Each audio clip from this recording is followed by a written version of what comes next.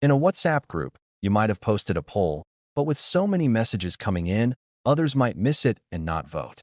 One thing you can do is pin that poll. If you pin it at the top, everyone can see it, even if tons of messages are flooding in. In this video, we'll show you how to pin a WhatsApp poll. First, open the WhatsApp application. Next, select the group where the poll is. For example, I'm choosing this contact. You can pick any group. Then, long press on the poll you want to pin.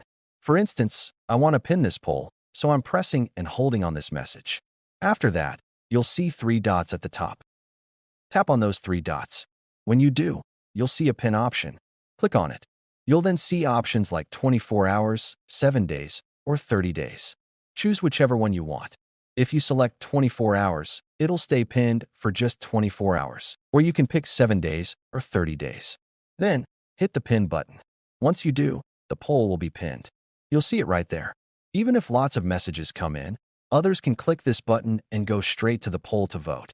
That's how you easily pin a WhatsApp poll. Hope this video was helpful. If you found it useful, consider subscribing. See you in the next video.